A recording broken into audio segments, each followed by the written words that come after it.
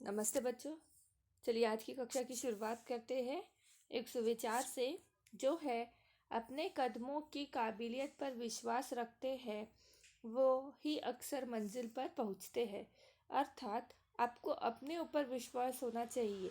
यदि आपको अपने आप पर ही विश्वास नहीं है तो आप कुछ हासिल नहीं कर सकते हो। पर यदि आपने अपने आप पे विश्वास रख लिया तो मुश्किल से मुश्किल कार्य समस्या सुलझ जाएंगी और आपको आपकी मंजिल मिल जाएंगी। बच्चों, आज मैं आपको एक कहानी बताने वाली हूँ जो है जिसका नाम है गड़ाधन। तो चलिए सुनिए। इस पर मत जाइए, मैं सिर्फ आपको एक पिक्चर देखिए, मैं आपको बताती हूँ। एक सुंदरपुर नाम का गांव था। वहाँ पर एक किसान रहता था जिसका नाम था रामदीन। अब वो रामदीन बहुत ही मेहनती था। वो अपने खेत में बहुत काम करता था और बहुत मेहनती था बच्चों। वो काम करता था, वो आलस नहीं करता था। तो उसके 4 बेटे थे, पर वो चारों उसके उल्टे मतलब बहुत आलसी थे। तो एक बार क्या हुआ कि उस वो अक्सर बच्चों को बोलता कि चलो काम करने चलो मेरे साथ खेतों में, पर ये नहीं जाते। तो वो इनकी इनके आलसीपन से बहुत परेशान हो गया। तो वो हर बार सोचता कि मैं ऐसा क्या करूं कि मेरे बच्चे सुधर जाए, मैं ऐसा क्या करूं कि मेरे बच्चे सुधर जाए, उनका आलसीपन ख़त्म हो जाए। पर वह सिर्फ सोचता ही रह जाता। तो एक दिन ऐसे ही वह रात को सोते सोते सोच रहा था कि अब मैं क्या करूं मेरे बच्चों के लिए, इनका आगे का भविष्य कैसा होगा। तो क्या होता है कि अचानक से उनकी पत्नी आती है और वो थोड़ा डरते हुए बोलती है कि मेरे पास एक उपाय है, क्या मैं आपको बताऊं? तो वो बोलता है हाँ बताओ। तो वो उसको सारी योजना बताती है।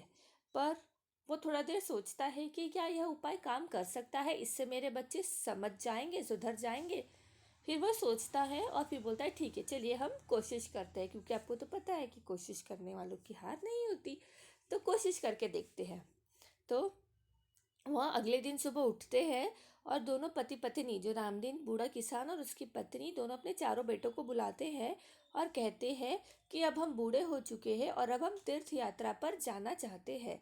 हम तीर्थ यात्रा पर कल निकल जाएंगे। घर में अनाज है, आपके पास पैसे भी है। यदि आपको किसी चीज़ की आवश्यकता पड़े तो आप क्या करोगे? जो हमारा खेत है उसके बीच में मैंने गड्ढा खोद के सारा धन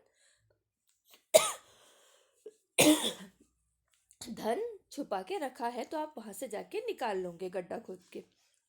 तो वो बहुत खुश हो जाते कि चलो, ये जो उनके पिताजी, हमारे पिताजी है, वैसे ही हम पे चिड़चिड़ करते थे, तो अब ये जा रहे हैं, मस्त मज़े से रहेंगे, हमारे पास तो पैसा भी है, हमको कोई रोक टोक करने वाला नहीं है। तो बच्चे क्या बोलते हैं, हाँ हाँ पिताजी आप जाइए करके। तो क्या होता है कि वो निकल जाते हैं। कुछ दिन बीत जाते हैं। कुछ दिन बीतने के बाद क्या होता है कि उनका अनाज और उनका सब जो पैसा होता है वह क्या होता है, वो ख़त्म होने वाला होता है। तो वो लोग क्या करते हैं कि अब सोचते हैं कि चलो, जो हमको पिताजी ने बताया था कि यहाँ पे धन गड़ा हुआ है, तो हम क्या करते हैं, उस धन को निकालते हैं। तो फिर वह क्या करते हैं बच्चों कि वो खेत में जाते हैं और गड्ढा खोदने लग जाते हैं। वह दिन रात मेहनत करते हैं, गड्ढे खोदते रहते, बहुत थक जाते हैं, पर उन्हें धन नहीं मिलता। फिर वह थक हार के अपने घर आते रहते हैं। तो उनको उनके पिताजी रामदीन का एक दोस्त मिलता है, हरिनाथ। तो वह पूछता है कि अरे तुम चारों इतने थक के कहाँ से आ रहे हो? तो वो उन्हें सारी बात बताते हैं कि हमें पिताजी ने ऐसा कहा था, वहाँ धन गड़ा हुआ है, ये वो सब बता देते हैं। तो वो बोलते हैं कि ठीक है, अब आपने इतना गड्ढा खोद ही लिया है तो इसमें बीज भी बो दो। तो वह क्या करते हैं कि हाँ, खुशी से वो बोलते हैं हाँ हाँ हमने इतना गड्ढा तो खोद लिया, हम बीज भी बो देते हैं। तो वो बीज बोते हैं। कुछ समय बाद वह मेहनत करते हैं, उसमें अंकुर निकलते हैं, उन्हें बहुत खुशी होती है। जैसे क्या बच्चों, कि आप जब एक पौधा लगाते हो, अगर उसमें फूल लगता है तो आप खुश होते हो ना, वैसे ही उस उनके जब खेत में अंकुर निकले वो बीज के, तो वो बहुत खुश हुए। फिर जैसे जैसे फसल बढ़ी, बहुत सारा अनाज निकला, वो बहुत खुश हुए और वह उस अनाज को लेकर बाजार में बेचने के लिए निकलने से पहले वो जो उनके पापा के दोस्त थे, रामदीन के दोस्त हरिनाथ जी, उनके पास गए, उन्हें धन्यवाद दिया और निकलने के लिए तैयार हो गए। जब वह निकलने ही वाले थे तो बूढ़ा रामदीन और उसकी पत्नी दोनों आ गए और वे उस बैलगाड़ी में भरा अनाज देखकर बहुत खुश हुए।